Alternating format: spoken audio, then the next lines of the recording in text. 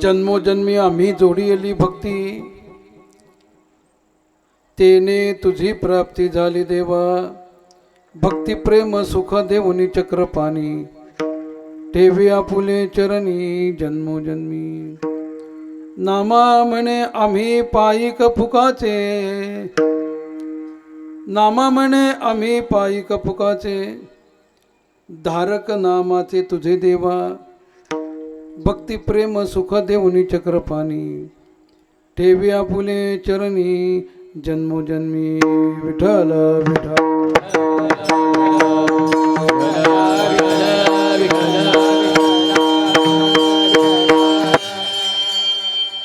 जन्मोजन्मी आम्ही जोडीली भक्ती, तेने तुझी प्राप्ती झाली देवा. भक्ती प्रेम सुख देऊनी चक्रपाणी, ठेवी आपुले चरणी जन्मोजन्मी. आता केशीराजा ह्याची विनवणी, मस्तका चरणी ठेवी तसे, धन्य धन्य नाम देवा. एका जनार्दनी चरणी ठेवा. आदिनाथ गुरु सकळ सिद्धांचा, मच्छिंद्र तयाचा मुख्य शिष्य.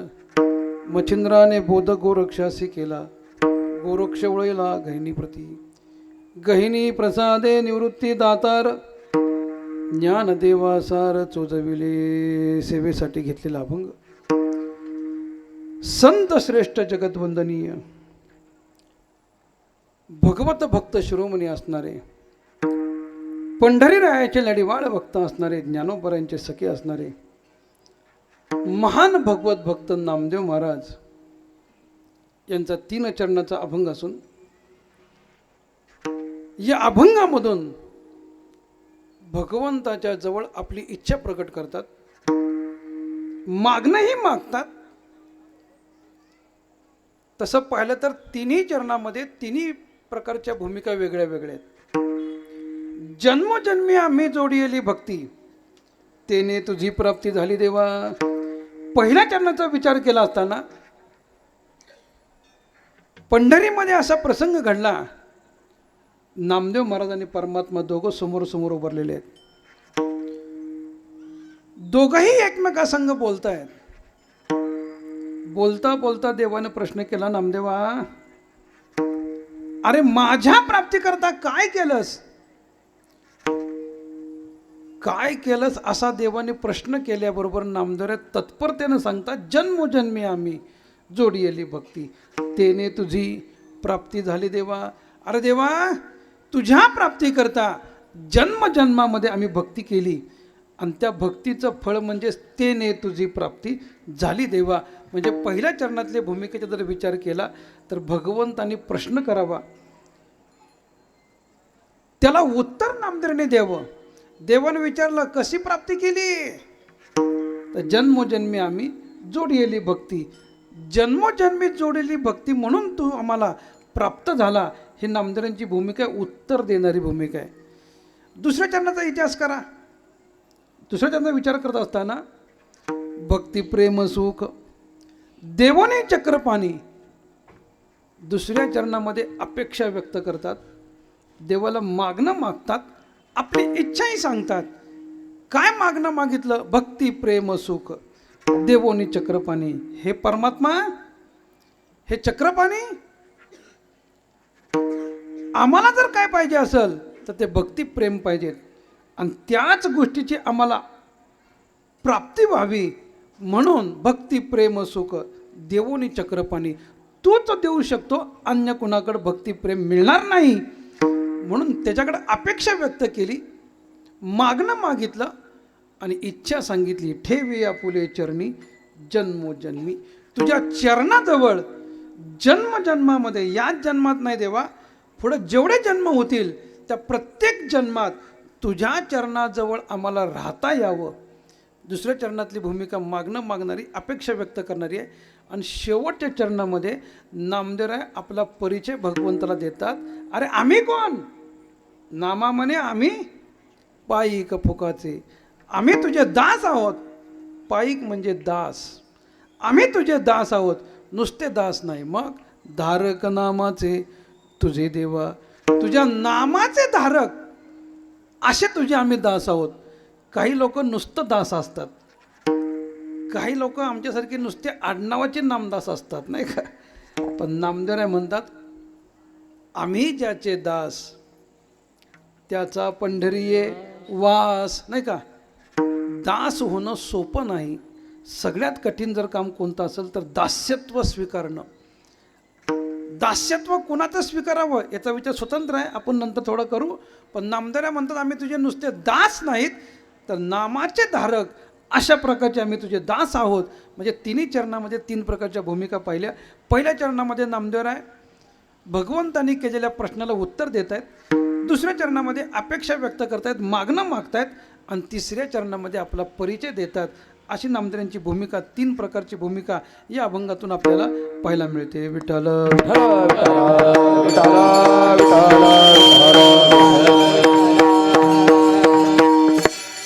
येता मग त्या अभंगाचा सरळ भावार्थ पाहिला. सेवेला आरंभ करण्यापूर्वी थोडासा परिहार देणं अत्यंत गरजेचं आहे. ज्या निमित्तानं या नवनाथांच्या प्रांगणामध्ये, महादेवाच्या प्रांगणामध्ये जो आपण अखंड हरिनाम सप्ताह आयोजित केलेला आहे, त्याला 2-3 कारणं आपण पाहिली पत्रिकेच्या नियमाप्रमाणे. पहिलं म्हणजे ज्ञानेश्वर महाराजांना 750 वर्ष या श्रावण महिन्यामध्ये जन्म घेऊन पूर्ण होत आहेत. दुसरा प्रसंग आहे, आषाढ महिन्यामध्ये नामदेवरायांना 675 वर्ष समाधी घेऊन होत आहेत. तिसरा प्रसंग आहे, आत्ताच नुकताच साजरा झालेला तुकोबरायांना 375 वर्ष पूर्ण झाली त्या निमित्तानं. आणि त्याचबरोबर नाथांना 426 वर्ष, म्हणजे मागच्या वर्षी नाथांचा 425वा उत्सव आपण फार मोठ्या प्रमाणामध्ये महाराष्ट्रभर केला, महाराष्ट्राच्या बाहेरही झालेला आहे, हे आपण सगळ्यांना ज्ञात आहे. आणि तिसरं कारण आहे, चौथं कारण, बालसंस्कार शिबिर होतं नाही, पत्रिकेत आहे.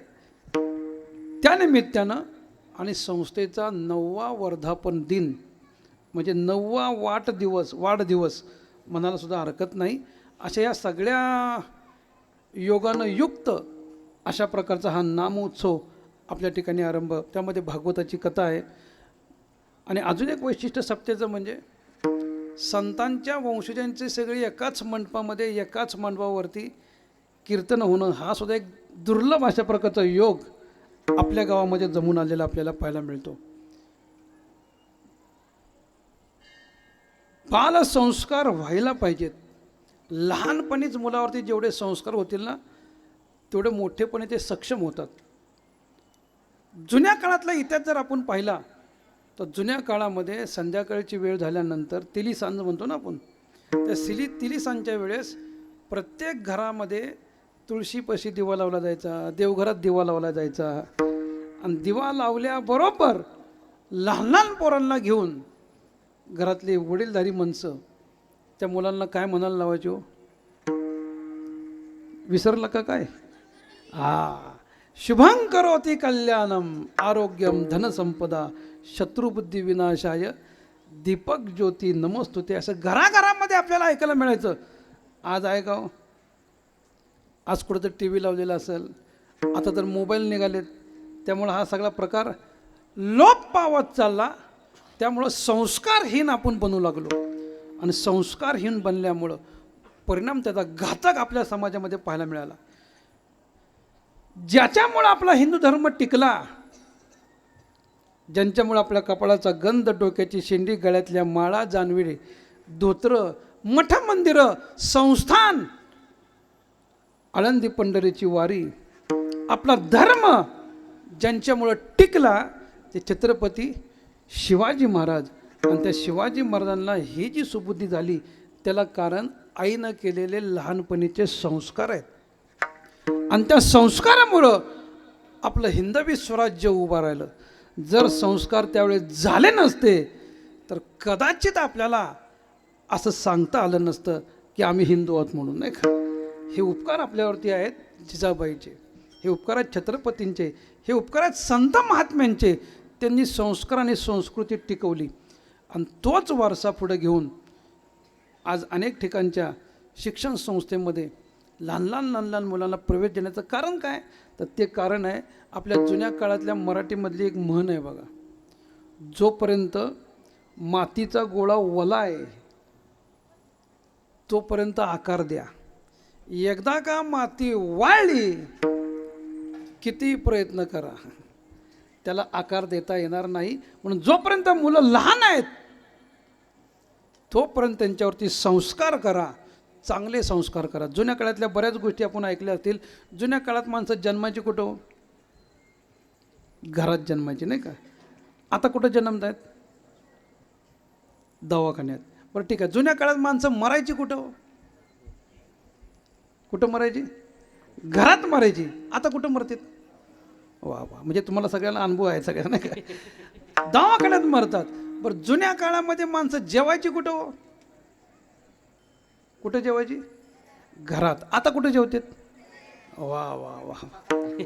बरं जुन्या काळामध्ये माणसं सकाळ सकाळ बाहेर जायची कुठं? बरोबर ना?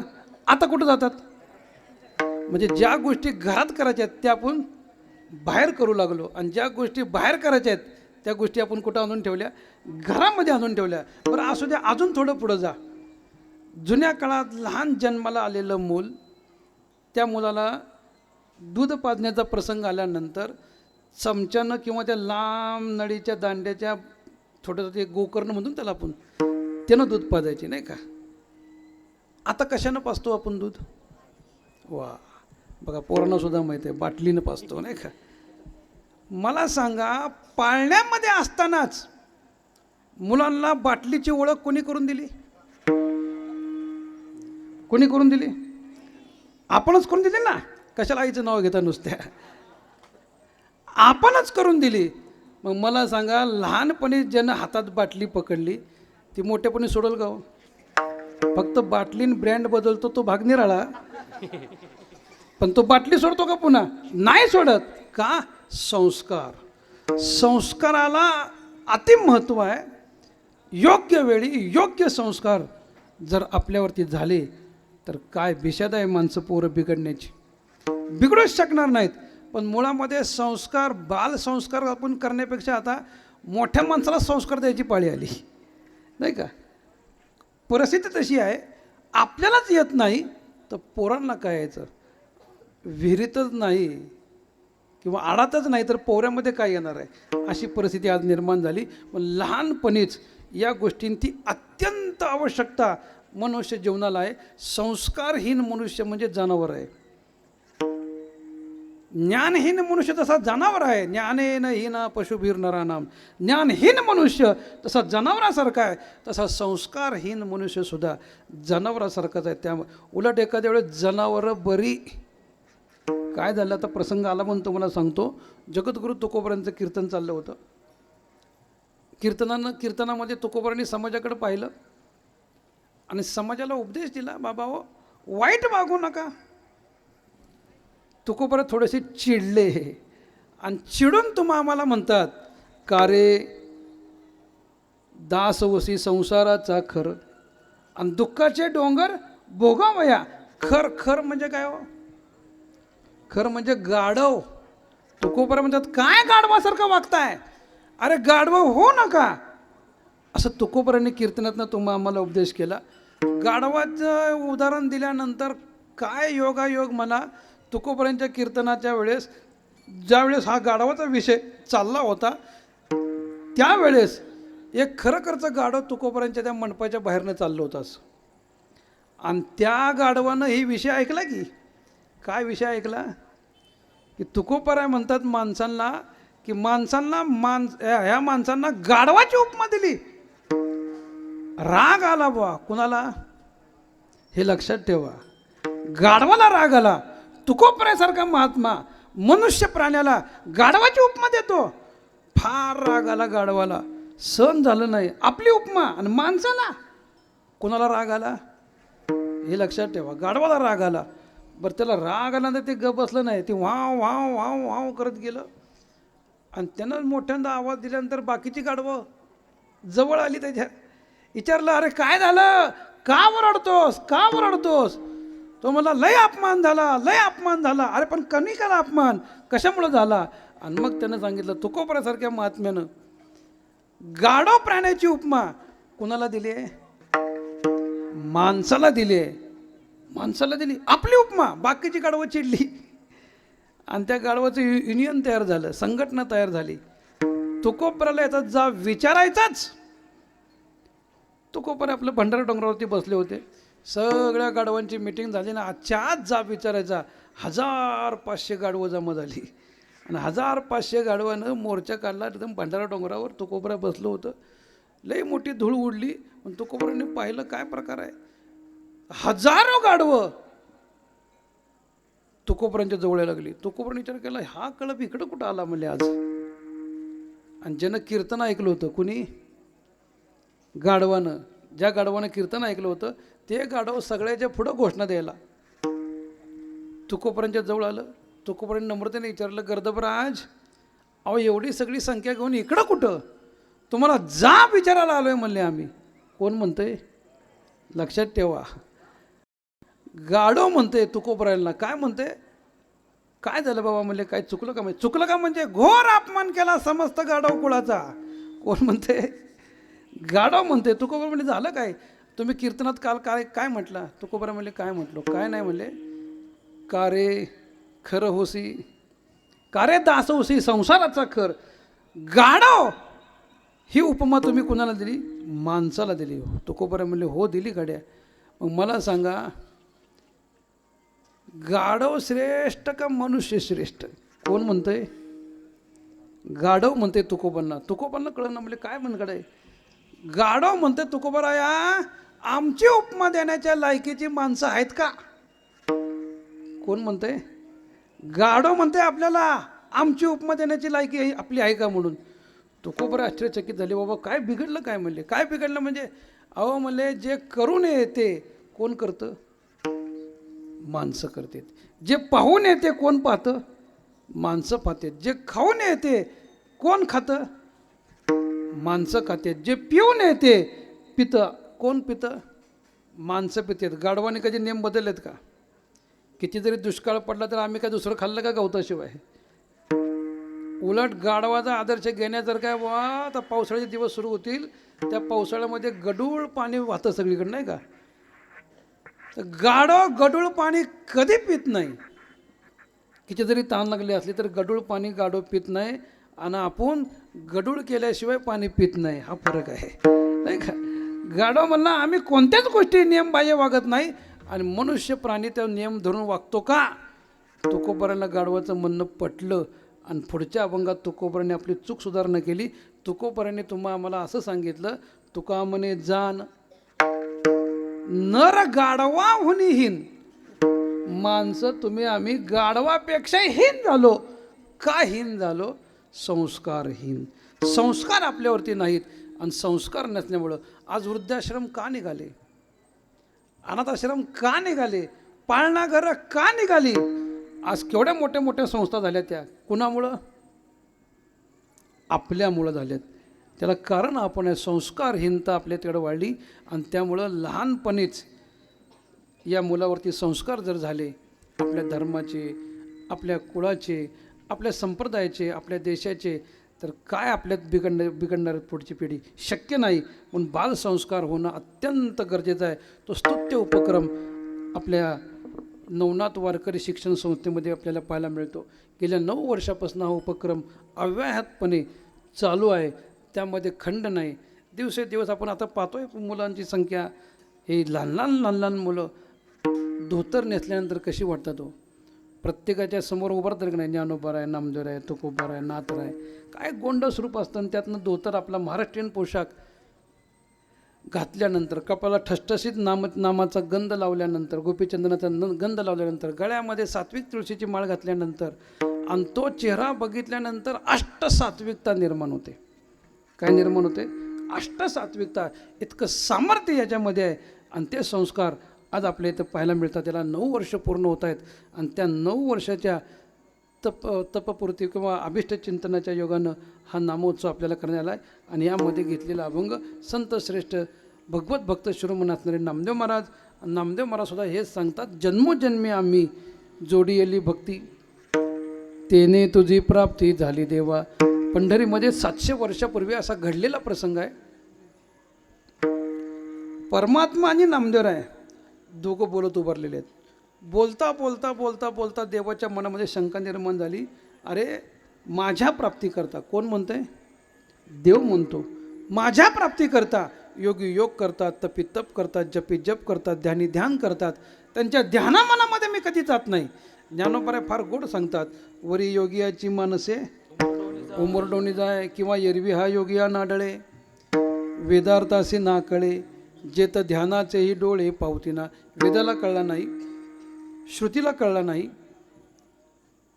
एवढंच नाही, जे तर बुद्धीची धावना रिगे, विचार मागुता पावली फिरे, तर्क वाहिनी नेगे अंगी जयाच्या. काय ज्ञानोपर्यंत शब्द आहेत बा, जिथं बुद्धी पोचू शकत नाही, विचार जिथनं मागं सरकला जातो, तर्क जिथं संपला जातो, तरी परमात्मा कळणं उमगणं अत्यंत कठीण आहे. सापडणं त्याहीपेक्षा कठीण आहे. कळतही नाही, सापडतही नाही. असा दुर्लभ असलेलो मी, कोण म्हणतंय? देव म्हणतात. कोणालाही सापडत नाही. योगाच्या योगामध्ये नाही, तपेच्या तपामध्ये नाही, जपेच्या जपामध्ये सुद्धा परमात्मा राहत नाही, ओलांडून निघून जातो. किंवा नामदेवराय स्पष्ट सांगतात, योगी याचे ध्यानी ध्याताना तुडे, योगी याचे ध्यानी ध्याताना तुडे, योगी याचे ध्यानी ध्याताना तुळसी, योगी याचे ध्याताना तुळसी, योगी याचे ध्यानी ध्याताना तुडे, योगी याचे ध्यानी ध्याताना तुडे, योगी याचे ध्यानी ध्याताना तुळसी, योगी याचे ध्यानी ध्याताना तुळसी. तो आपासी मागे पुढे, तो आमापाशी मागे पुढे, तो आपासी मागे पुढे, हे तो आमापाशी मागे पुढे, अनंता जन्मिते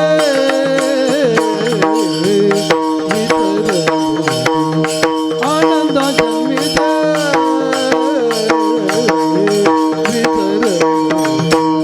आनंद जन्मिते विसरलो लोक, आनंद जन्मिते विसरलो लोक, योगी याते ध्यानी ध्याताना तुडती, योगी याचे ध्यानी ध्याताना तुळसी, योगी याते ध्यानी ध्याताना तुडती, योगी याचे ध्यानी ध्याताना तुळसी, आपासी मागे पुढे, तो आमापाशी मागे पुढे, आमापाशी मागे पुढे, आमापाशी मागे पुढे, आनंद जन्मिते विसरलो दुःख, आनंद जन्मिते विसरलो दुःख, जन्मिते विसरलो दुःख, अनंत जन्मिते विसरलो दुःख.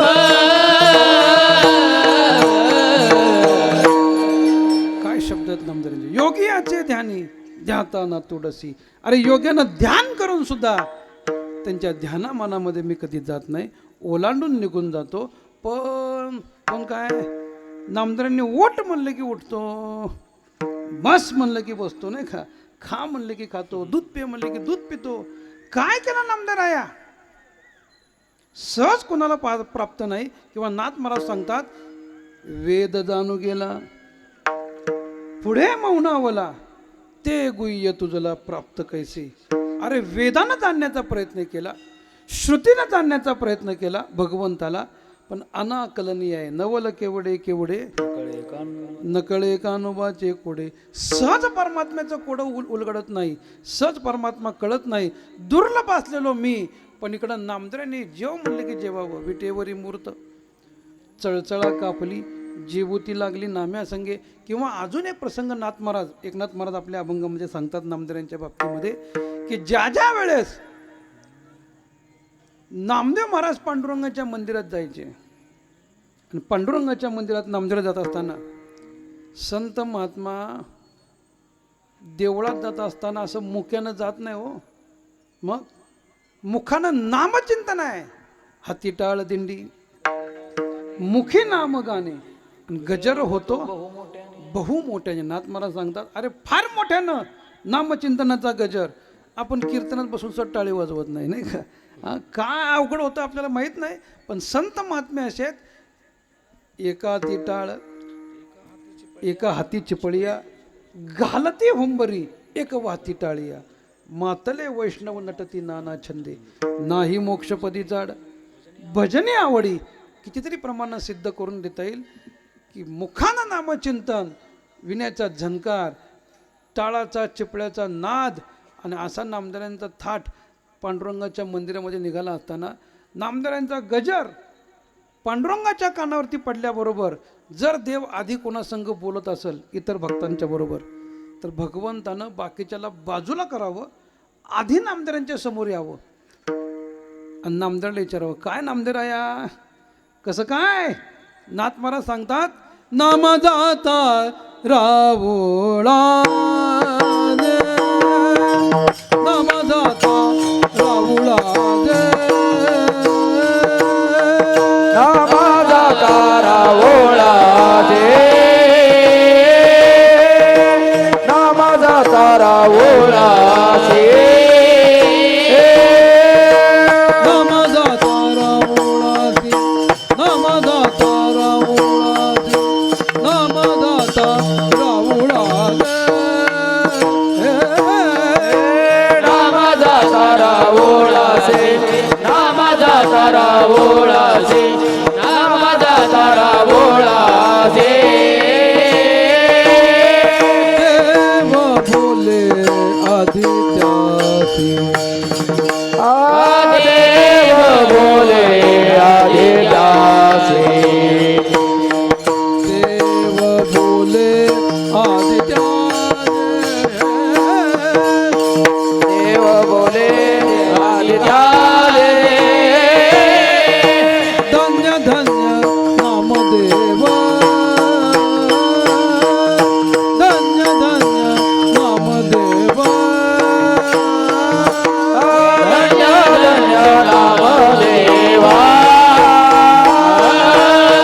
धन्य धन्य नामदेवा. नामदाता रावुळासी, हे नामाचा तारा ओळा दे, नामदाता रावुळासी, हे नामाचा तारा ओळा दे.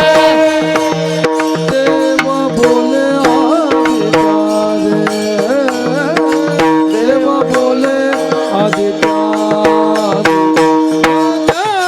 धन्य नामदेवा, धन्य धन्य नामदेवा, देव बोले आदित्यासी, देव बोले आदित्यासी. धन्य धन्य नामदेवा, धन्य धन्य नामदेवा.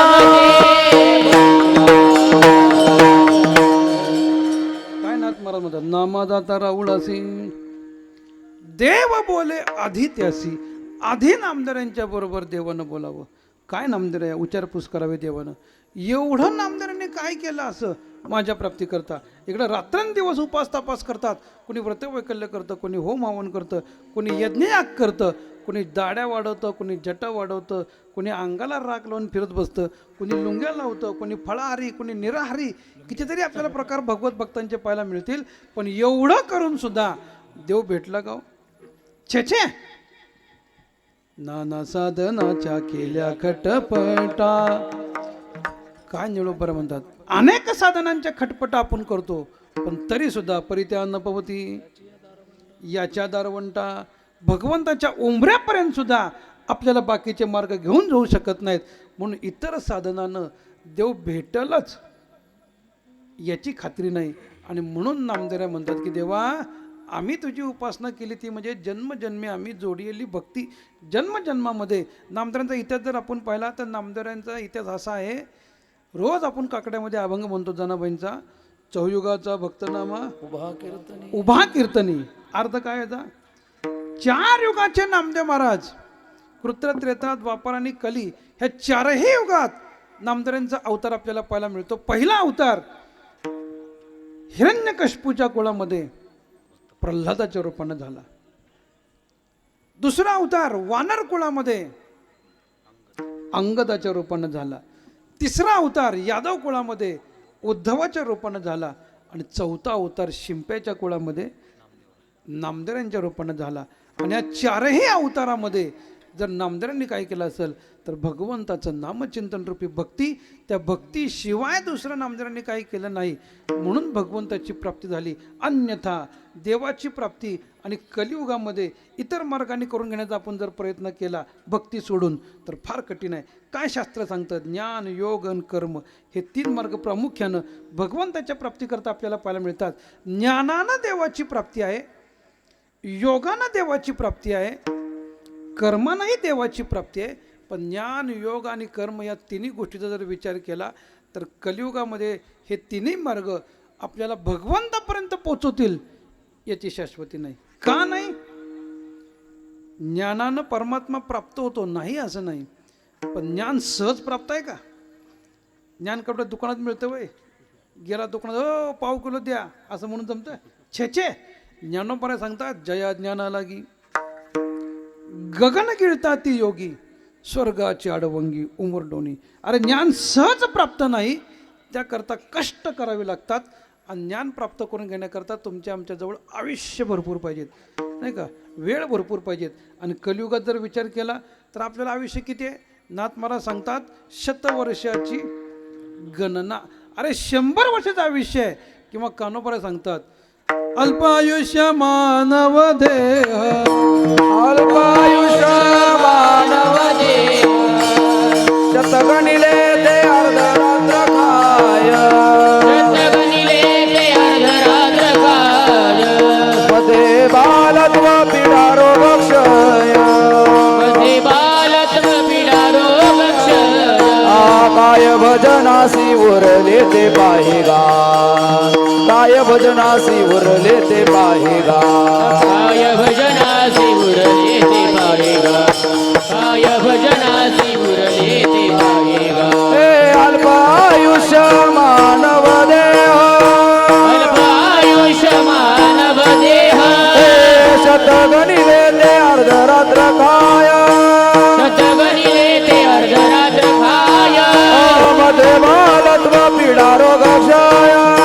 मध्ये बालत्व पीडा रोग क्षय, हे काय भजनासी उरले ते पाहेगा, काय भजनासी उरले ते पाहेगा, काय भजनासी उरले ते पाहेगा, भजनासी उरले ते पाहेगा.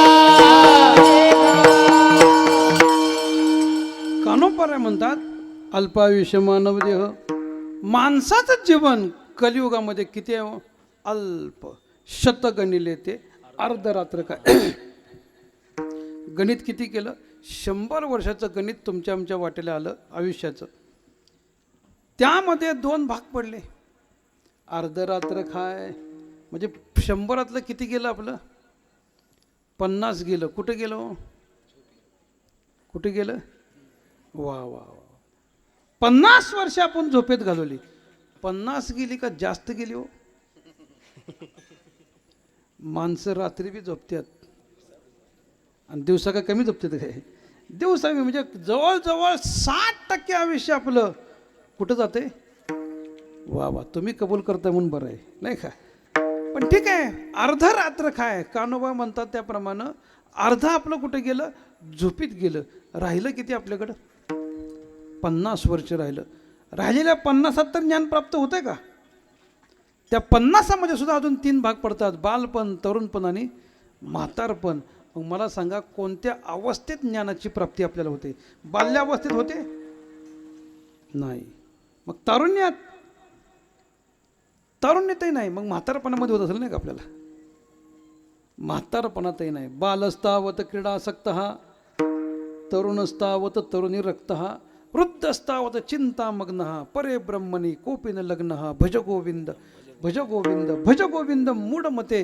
जगद्गुरु शंकराचार्यांनी संस्कृतमध्ये सांगितलं. याचाच अनुवाद जगद्गुरु तुकोबराय करतात. बालपण गेले नेनता, तारुण्य दशे विषय व्यथा, वृद्धपणे प्रवर्तली चिंता, आणि मरे मागुता जन्मधरी. हे तुकोबराय शंकराचार्य दोघंही एकच सांगतात. क्रीडासक्त हा म्हणजे लहान पोर कशामध्ये आसक्त आहे? खेळामध्ये आसक्त आहे. आणि खेळामध्ये आसक्त असल्यामुळं ज्ञान प्राप्त करून घ्यावं अशी इच्छा बाल्यावस्थेमध्ये होते का? नाही. त्यानंतर बाल्यावस्था गेल्यानंतर आपल्याला काय प्राप्त होतं? तारुण्य.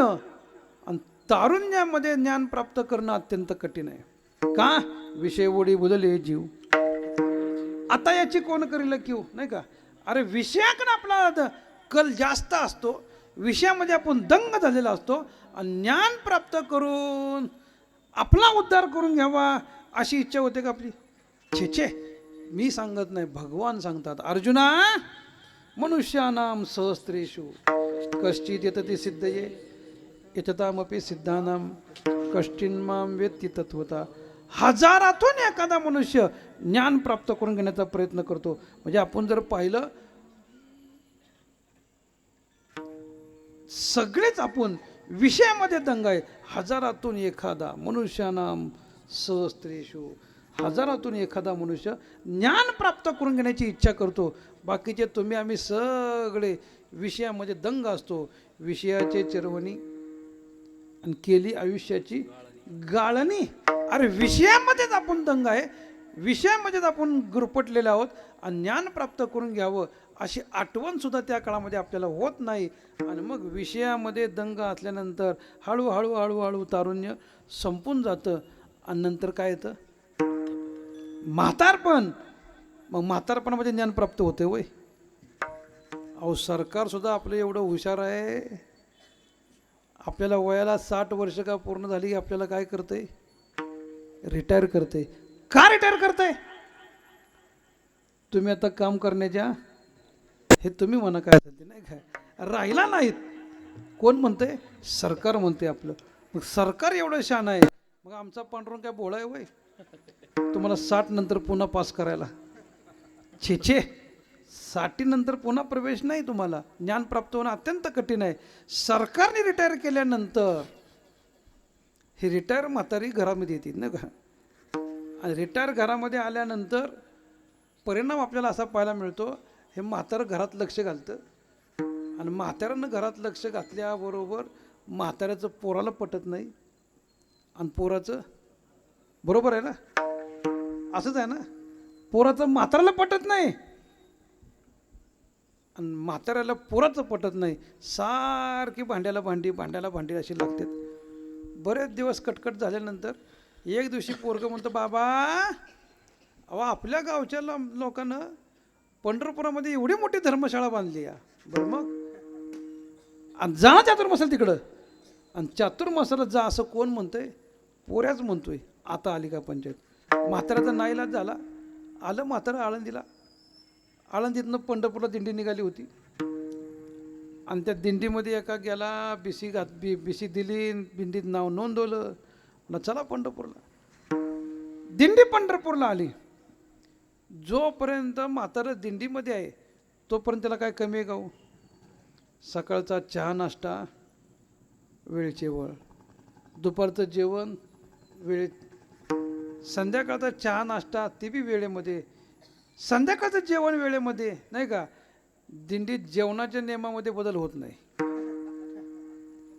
एखाद्या वेळेस काकडा उशिरा लागल बुवा, हरिपाठ मागं पुढं होईल, नाही का? कीर्तन मागं पुढं सुरू होईल, पण जेवणाच्या बाबतीत नो ॲडजस्टमेंट नाही का, तिथं ॲडजस्टमेंट आपल्याला करता येत नाही. जोपर्यंत दिंडी पंढरपूरमध्ये आहे तोपर्यंत काही चिंता नव्हती. पौर्णिमेचा पंढरपूरचा काला झाला, दिंडी माघारी निघाली आणि म्हातारं म्हणलं महाराज मी इथंच राहणार मला चातुर्मास. महाराजाला आनंद वाटला. वा वा वा वा मला राहा म्हणले आजोबा. म्हातारं राहिलं. संध्याकाळची वेळची दिंडी निघून गेली होती. एकटाच धर्मशाळेमध्ये होता. रात्र कशी तर काढली. सकाळ झाली. पहाटे उठला.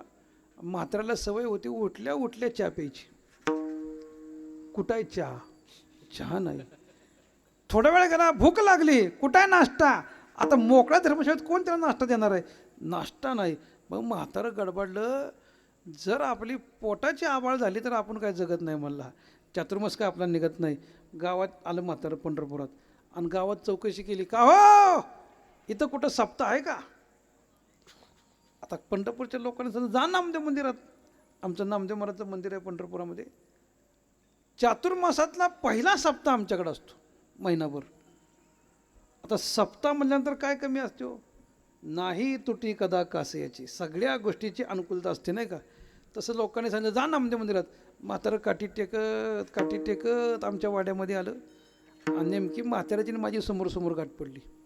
म्हाताऱ्याची अशी अवस्था होती. हातपाय लट असं हालत होतं. खोबऱ्याची वाटी, झाले असे मुख, गळत असे नाक, श्लेष्मपुरी, नाकातल्या गंगा जमुना थांबनात.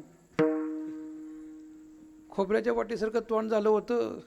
हातातली काठी लक लक लक लक लक लक अशी हालायची. आणि अशा अवस्थेत ते आजोबा मायापाशी आलं.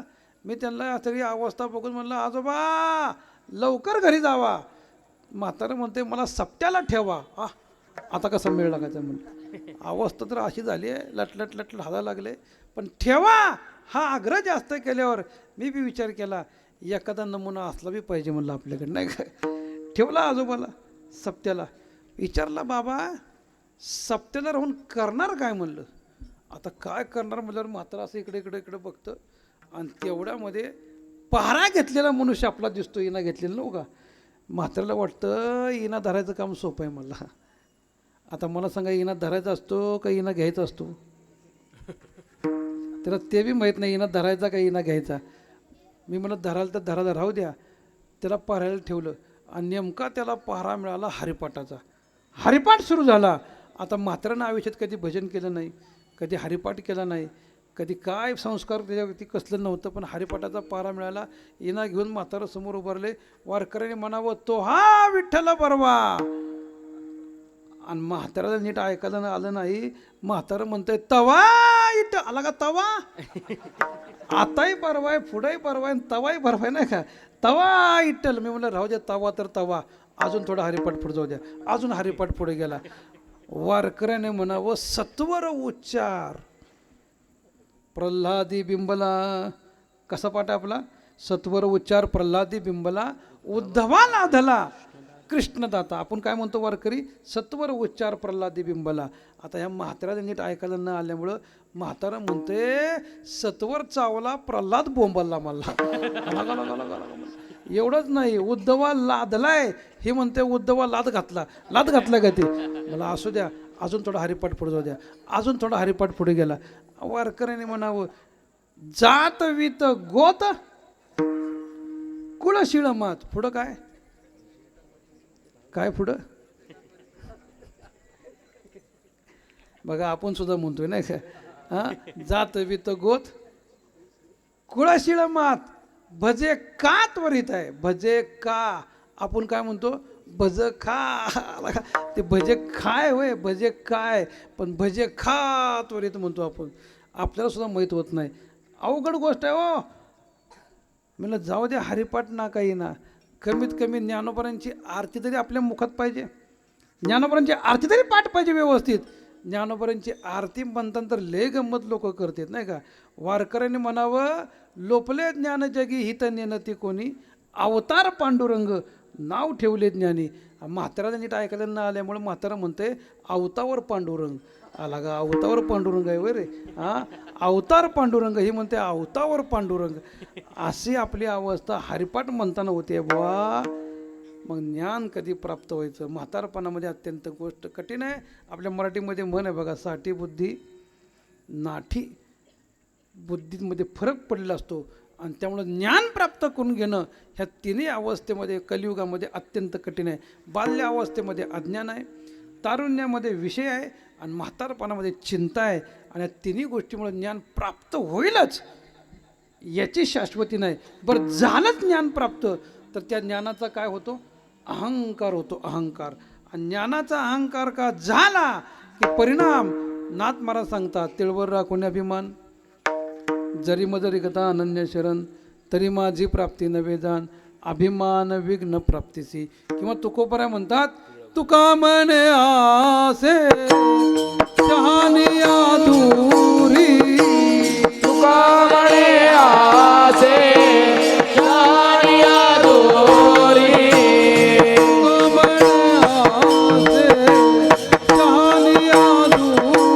हे तुका म्हणे आसे शहानिया दोरी, ओ बडिया दास हाता मारी, हाता मारी, दास हाता मारी, हाता मारी,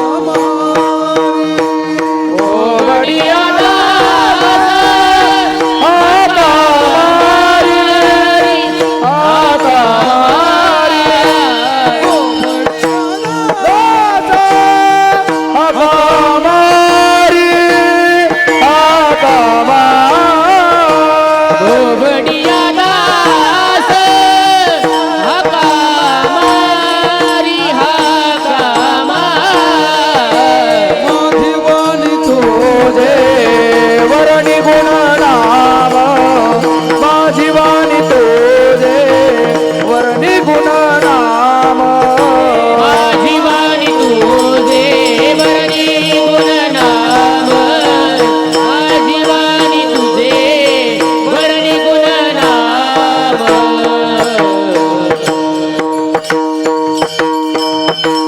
तुका म्हणे असे शहानिया दुरी बोबडी दासा हका मारी. शहाणे, शहाणे म्हणजे आडनावाचे नव बरं. मग शहाणे म्हणजे अहंकारी. अहंकारी पुरुषापासून परमात्मा दूर निघून जातो. आणि ज्ञानामध्ये सर्वात मोठा अडथळा जर कशाचा असेल तर तो अहंकाराचा आहे. म्हणून ज्ञानानं कलियुगामध्ये देव भेटेलच, देवाची प्राप्ती होईल याची शाश्वती नाही. लोक म्हणजे राहू द्या ज्ञान, योगानं देवाची प्राप्ती करून घेऊ. अरे योगानं म्हणणं सोपं आहे, पण योगानं देव भेटणं सोपं आहे का? ज्ञानोबराय म्हणतात, 12 वाद्य वाचा तुमच्या लक्षामध्ये येईल. गीतेतही सांगितले, ज्ञानेश्वरीमध्ये सांगितलेले आहे. गीतेमध्ये भगवान सांगतात, क्लेशोदिक तरस्ते श्याम मव्यक्ता सक्त चेतसाम अव्यक्ता एकतिर्दुःखम देहवद्वीर वाप्यते. या श्लोकावरती अनेक प्रकारची टीका ज्ञानोबरांनी केली, भरपूर केलेली आहे. पण एवढ्या वेळा सांगण्यापेक्षा एकच वेळी तुम्हाला सांगतो, वाचून योगाची बळे अधिक काही मिळे ऐसे नाही आगळे कष्टची तया. काय ज्ञानोबरांचे शब्द आहेत पहा. अरे योगानं तुम्हाला अजून काय मिळायचं आहे? कष्टच आहे, नाही का? किंवा पाहे दृष्टांत देऊन तू ज्ञानोबरा सांगतात, पाहे पा लोहाचे चणे जई बोचरिया पडती खाणे तई पोट भरणे की प्राणे शुद्धी म्हणू. काय ज्ञानोबरांनी मार्मिक दृष्टांत दिला हो. आम्ही पाठाला असताना प्रातस्मरणीय विठ्ठल बाबा घोले बाबा फार रंगवायचे हा दृष्टांत. पाहे पा लोहाचे चणे जई बोचरिया पडती खाणे तई पोट भरणे की प्राणे शुद्धी म्हणू. बोचरा शब्द वापरला, बोचरा ज्ञानोबरांनी. बोचरा कोणाला म्हणते तो? ज्याच्या मुखात एकही दात नाही अशाला काय म्हणायचं? बोचरा म्हणते. तुमच्याकडे बोचराच म्हणतात ना इकडं, का दुसरा काही शब्द आहे? प्रत्येक भागात वेगळा वेगळा शब्द असतो. आमच्या सोलापुरी भाषेत त्याला बोळकं म्हणते ती. पण ज्ञानोबरांचा शब्द घ्या, बोचरा. ज्याच्या तोंडात एकही दात नाही, ज्याची 32 रिकामी झाली, अशा माणसाला भूक लागली. मग काय खायला दिलं हो? काय दिलं? लोखंड लोखंडाचे चणे, नाही का? जमर का त्याला खायला? छे. मी तर म्हणत असतो, ज्याच्या मुखात एकही दात नाही त्याला केळ खायला द्या. आणि ती केळ बी असा असावं, मऊ झालेलं केळ असावं, नाही का? आणि त्याला तुकडा द्यायचा ना आपण कोपऱ्यामध्ये उभारून गंमत बघायची केळ कसं खाते. आता काय सांगू तुम्हाला, दात पडल्यामुळं हिरड्या टणक होत्यात आणि ते हिरड्याचा आकार कसा असतो या असा अर्धगोल असतो नाही का. हिरड्या कडक आणि टणक असतात, अर्धगोल त्याचा आकार असतो. माझ्या शब्दावर विश्वास नसेल तर दात पाडून बघा, फक्त इथं नका नाही का. कडक आणि अर्धगोल असतात आणि केळ कसा असतो मऊ आणि गोल असतं नाही का. आणि ते केळ तोंडात टाकल्याबरोबर उजव्या हिरड्यानं का दाबलं केळ घसरतं आणि डावीकडे जाते नाही का. पुन्हा डावीकडनं दाबतं, कुठं घसरतं पुन्हा उजवीकडे. इकडून तिकडं केळ होतं पण मध्ये काय गावत नाही. जर केळ खाताना अशी अवस्था आहे तर जनाबाई सांगतात चणे खावे लोखंडाचे मग ब्रह्मपदी नाचे. अरे ब्रह्मपदापर्यंत जाण्याकरता लोखंडाचं चणं प्रत्यक्ष खायचं नाही. मग जर ते खाण्याचा प्रसंग आला तर किती दुःख आहे होत्यात, आत्यंतिक दुःख आहे. म्हणून योगामध्ये अति दुःख आहे आणि ते दुःख आम्ही तुम्ही दुःख सहन करू शकणार नाही. म्हणून योगानं देव भेटलच याची शाश्वती नाही. ज्ञानोबा फार सुंदर सांगतात हरिपाठामध्ये, योग याग विधी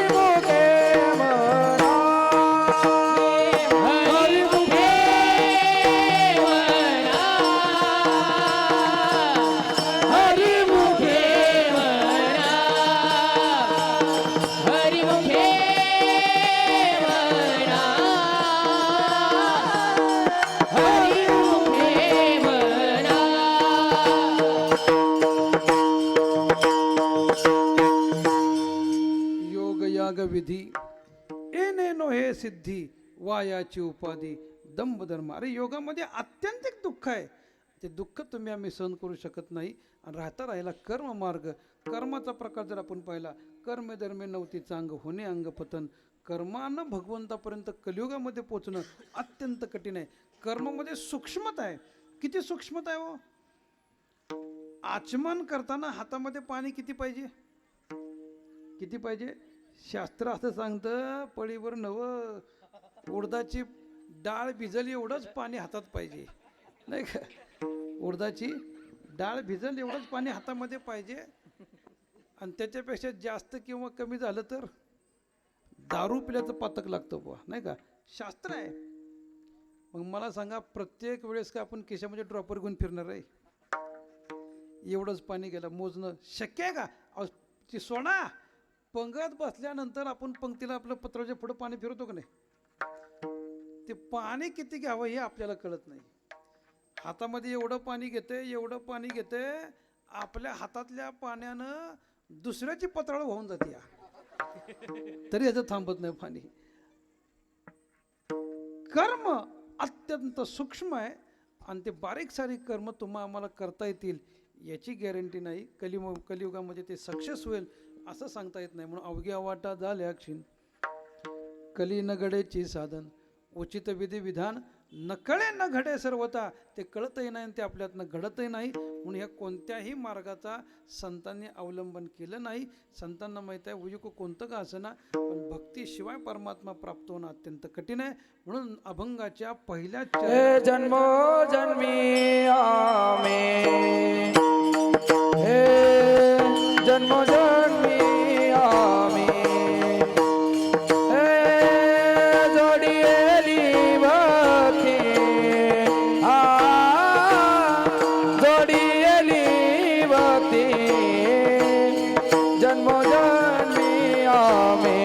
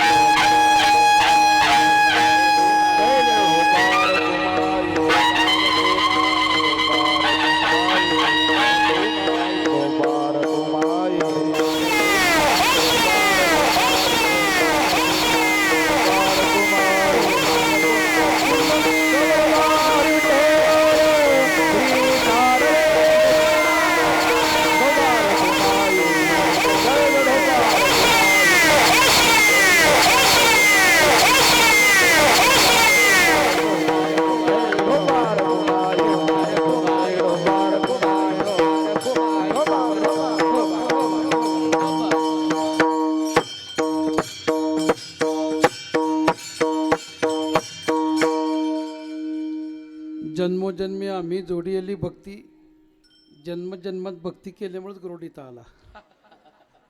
हे शक्य आहे बाई. आणि पुष्पवृष्टी सहज शक्य नाही बाई. हे सगळ्या गोष्टी केवळ तुम्ही आम्ही काहीतरी पूर्वपुण्य केलं म्हणून ह्या गोष्टी आपल्याला आहेत. अन्यथा ह्या गोष्टी अशा कोण कोणाला मानते, कोण कोणाला किंमत देते, शक्य नाही. पण जर भगवंताची उपासना आपल्यातनं घडली असेल तर ह्या सगळ्या संतांच्या संगतीमध्ये अनेक प्रकारचे फायदे आहेत. त्यातला हा एक फायदा नाही का. असो, जन्मजन्मी आम्ही जोडलेली भक्ती आणि तेने तुझी प्राप्ती झाली देवा. जन्मजन्मात तुझी आम्ही भक्ती केली आणि त्या भक्तीमुळे तू आम्हाला प्राप्त झाला. अन्यथा देव भेटणं अत्यंत कठीण आहे. किती कठीण आहे आपण पाहिलं. कोणत्याही मार्गानं कलियुगामध्ये देव भेटलच याची शाश्वती नाही. पण तुकोबराय सांगतात, तुका म्हणे तुम्ही चला याची वाटे आणि भरवशाने भेटे पांडुरंग. खात्रीनं, भरवसा म्हणजे खात्री, खात्रीनं तुम्हाला परमात्मा प्राप्त होईल. कुठल्या मार्गानं? तर भक्ती मार्गानं चला. आणि या भक्ती मार्गानं जात असताना तेने तुझी प्राप्ती झाली देवा, अशी ही भक्ती उच्चतम आहे. किती उच्चतम आहे. भक्तीचे प्रकार जर आपण पाहिले तर भक्तीचे प्रकार 9 आहेत. प्रकार किती आहेत? 9 प्रकार आहेत. प्रकार कोणताही असू द्या, पण फळ मात्र एकच आहे. किती प्रकार सांगितले भागवतानं? आपण भागवत ऐकत आहात महाराजांच्या मुखातून. श्रवणम कीर्तनम विष्णुस्मरणम पादसेवनम अर्चनम वंदनम दास्यम सख्य आत्मनिवेदनम, अशी 9 प्रकारची भक्ती भागवतामध्ये सांगितलेली आहे. आणि या 9 प्रकारच्या भक्तीनं कोणती भक्तीचं रूप तुम्ही आचरण करा, पण फल मात्र कीर्तनचं अंग, कीर्तनचं अंग होय अंग हरिरूप. कीर्तन भक्ती केली तरी भगवत स्वरूपता, नाम केलं तरी चिंतने चिंतने तद्रूपता, दास्य केलं तरी सुद्धा देवभक्त नाही दुजा, नाही का? देव आणि भक्त एकच, यामध्ये फरकच नाही. पाजळली ज्योती कापुराची वाती, ओवाळीता आरती भेद नुरे. सगळ्या प्रकारचं जर आपण भक्तीचे 9 प्रकार पाहिले तर 9 प्रकारानं सुद्धा, प्रकार जरी 9 असले तरी फळ मात्र भगवत स्वरूपता आहे. चतुर्भुज नर होऊन ठेले, हे सामर्थ्य त्या भक्तीचं आहे. आणि त्या भक्तीच्या योगानं नुसती भगवंताची प्राप्ती नाही तर भगवत स्वरूपता आपल्याला प्राप्त होते. भक्तीमुळं परमात्मा आपलं सिंहासन भगवत भक्तांना बहाल करतो. त्याकरता आपण उदाहरण जर पाहिलं तर नामदेवांचं उदाहरण पहा. नामदेव आहे वारकरी संप्रदायामध्ये अशी क्रांती केलेले संत महात्मे आहेत की ज्या नामदेवांचा इतिहास पाहत असताना पंढरीमध्ये 700 वर्षापूर्वी घडलेला प्रसंग आहे. आपल्या पदावरती म्हणजे विटेवरती भगवंतांनी कोणाला उभं केलं? नामदेवांना उभं केलं. सगळ्यांना इतिहास माहिती, मी जास्त लांबवत नाही, आपला टाईमही संपत आला. की प्रसंग असा आहे, नामदेव 5-7 वर्षाचे होते आणि 5-7 वर्षाचे नामदेव असताना प्रसंग असा घडला. नामदेवांच्या घरामध्ये रंगरंगोटी चालली होती. चांगलं घरामध्ये चांगले पदार्थ बनवले होते. शेव काय, चकली काय, लाडू काय, शंकरपाळ्या काय, बुंदीचं लाडू काय, चिवडा काय, नवीन कपडे काय, असा सगळा थाटमाट चालला होता. नामदेवांनी आईला विचारलं, आई काय आपल्या घरी? नामदेव बारकी होते, लहान होते. आईनं सांगितलं, नामदेवा अरे उद्या दिवाळी आहे. दिवाळी? वा वा वा. भल्या पहाटे उठायचं, अभ्यंग स्नान करायचं. अभ्यंग स्नान म्हणजे अंगाला तेल लावून मॉलिश करायचं, उठणं लावायचं, मळ काढायचा, नाही का? ह्याला अभ्यंग स्नान म्हणतात. गरम गरम पाण्याचं आंघोळ करायची, ह्याला अभ्यंग स्नान म्हणतात.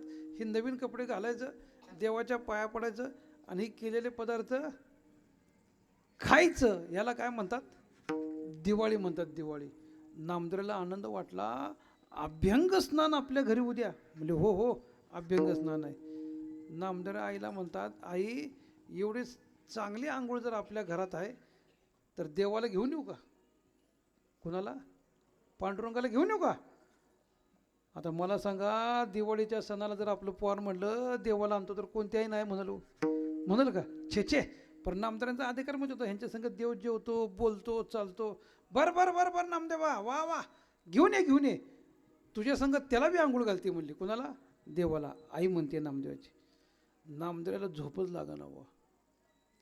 कधी पहाट होते आणि कधी देवळात जातोय.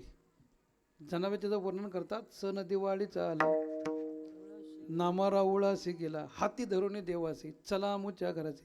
नामदेवाला झोप लागना, पहाट नामदेव उठलं, थेट देवळात गेलं पांडुरंगाच्या. त्या काळामध्ये अशी सिक्युरिटी, ती कड्यान कुलप, छे छे छे छे छे असली काही भानगडच नव्हती. सरळ नामदेव देवळात गेलं पांडुरंगाच्या.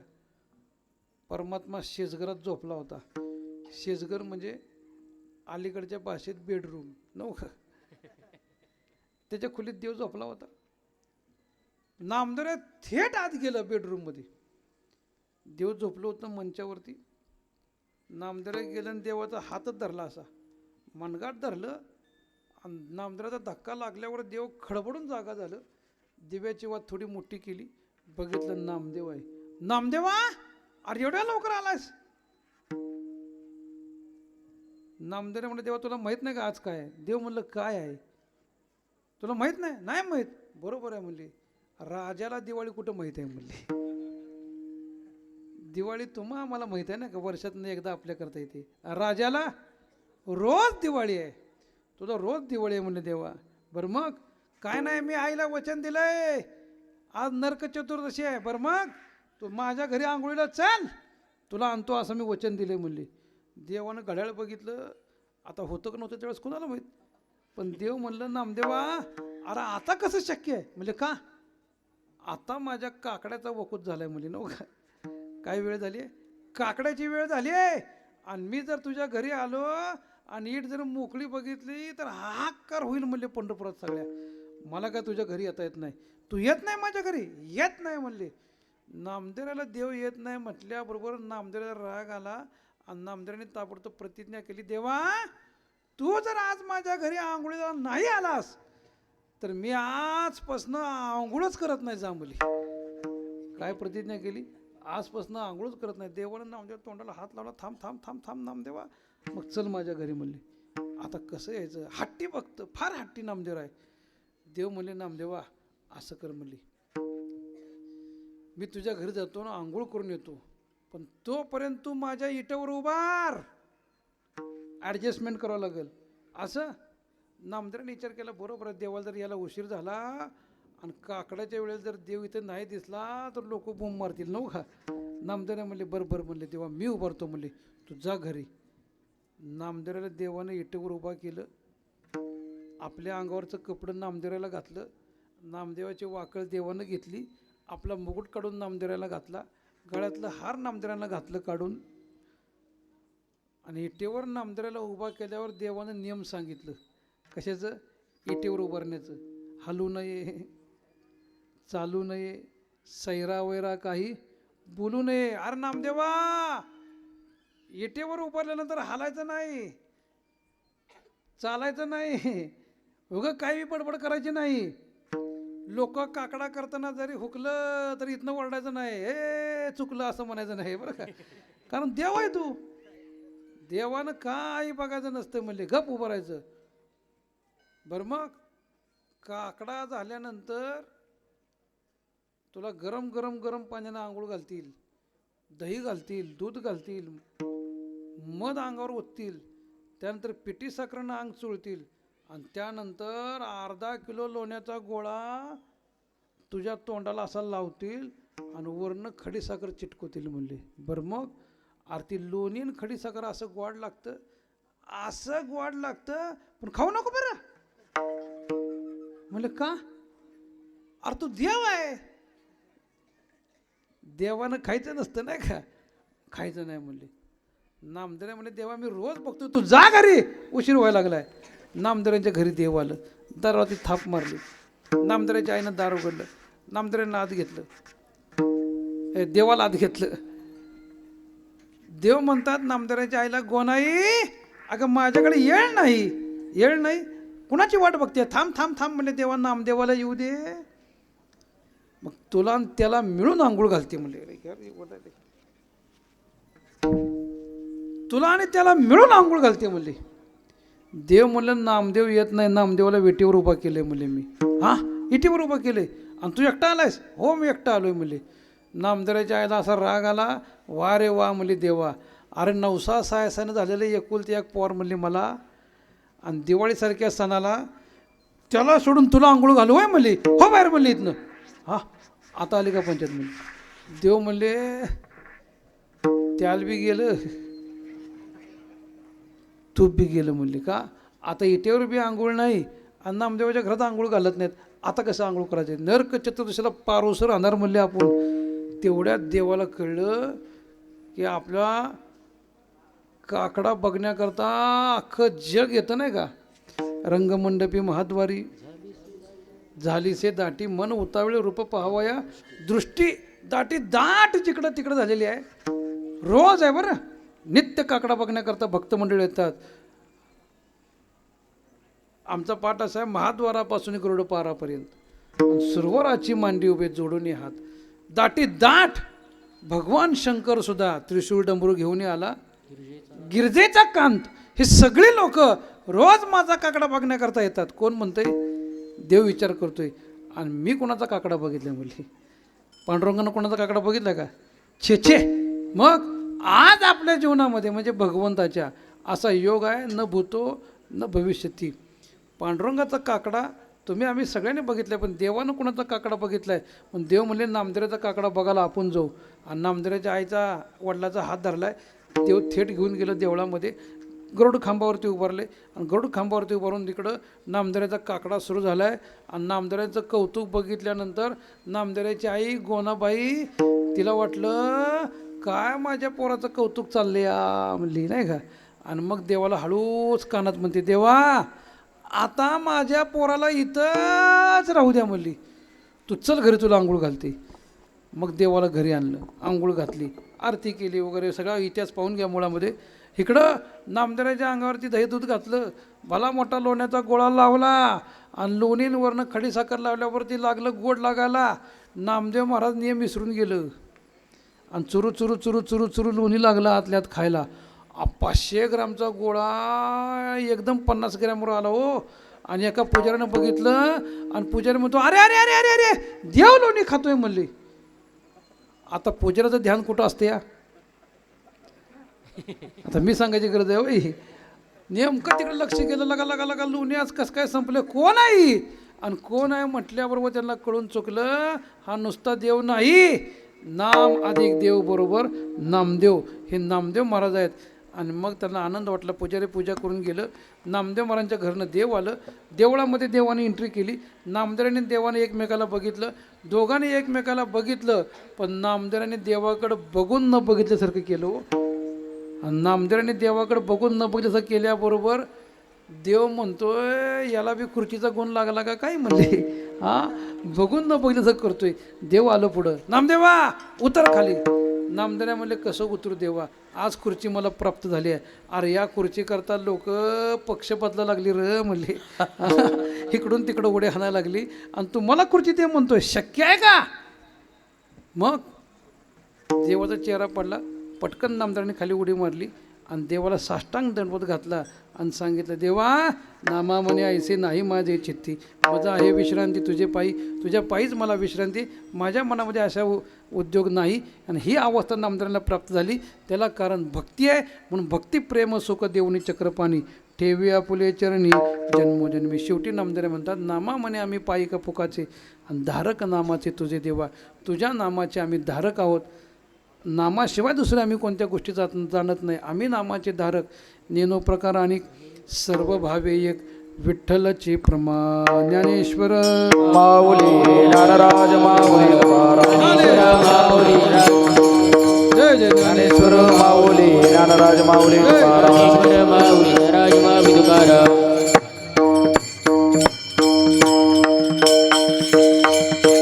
अवकाळी पावसाची कधी शक्यता सांगता येत नाही, पण अजून पुढं पंक्ती बसवायच्या आहेत. बाकीच्या सगळ्या गोष्टी आहेत. झालेली सेवा नवनाथांच्या चरणी, महादेवाच्या चरणी, ज्ञानोबराय नामदेवराय नाथराय तुकोबरायांच्या चरणी समर्पण करून सेवेला पूर्णरम द्यायचा. अशीच सेवा आपल्या सगळ्यांच्या हातून घडत राहो, ही साक्षात नवनाथांच्या चरणी प्रार्थना करून सेवेला पूर्णरम द्यायचा. 2च मिनटं नामदेवांचं भजन करू आणि आपली सेवा. नामदेव जनाबाई, नामदेव नामदेव जनाबाई,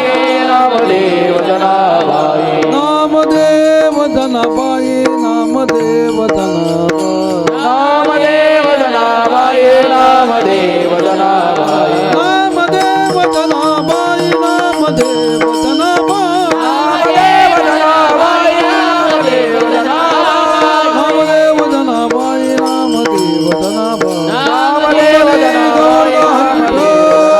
श्री ज्ञानदेव नामदेव